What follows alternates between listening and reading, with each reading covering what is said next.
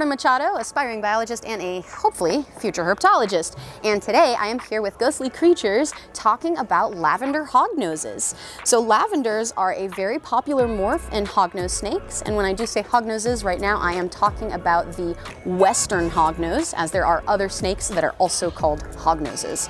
So western hognoses, their scientific name is Heterodon nasicis, are adorable, and they are incredible snakes, especially for starters, because they stay very nice and small, and they are absolutely adorable. So a lot of people that are scared of snakes end up falling in love with hognoses.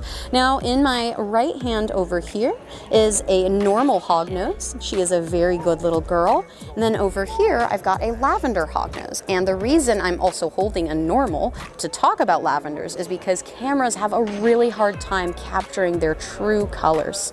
Oftentimes they will look a lot more brown than they actually are in person.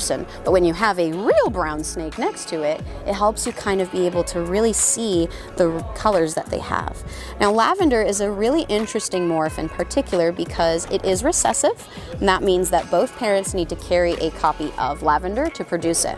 But in particular, what's interesting is not just the colors that they create, but we're not really entirely certain what's happening yet.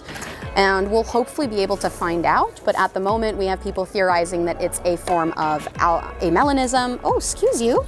You gotta make sure you hold on to them or they get wiggly. I'd be wiggly too if I felt like I was falling.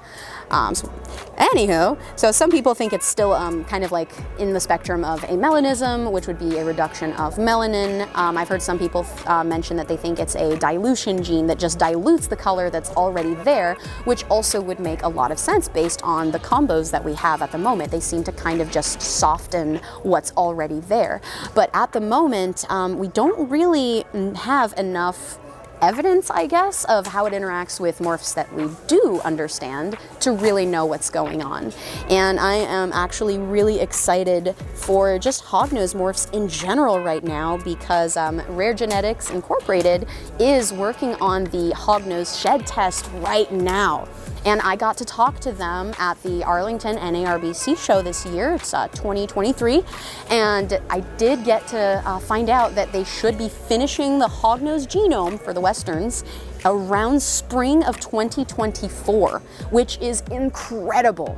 That's gonna be a complete game changer. And once they do have the genome, then they'll kind of know what the normal genetics look like, and then they can start cataloging morphs. And basically what they do is they're gonna look at the genome and then compare that to the altered genome, because morphs are just natural mutations that are able to survive in captivity.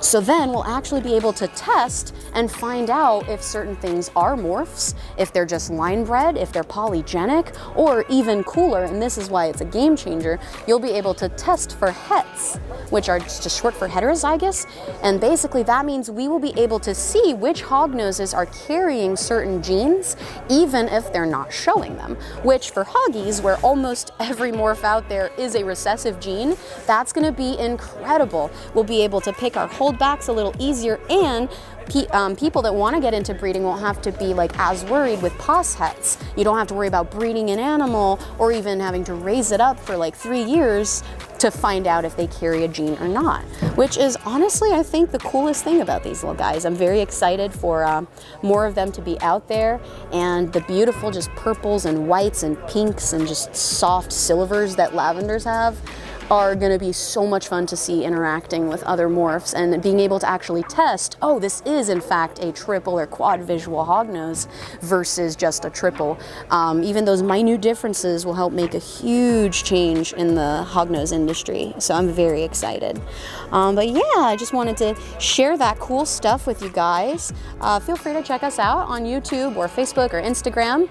You'll find me, Jordan Machado, mostly the face of our YouTube channel on Snakeful Grace. But you can also follow us.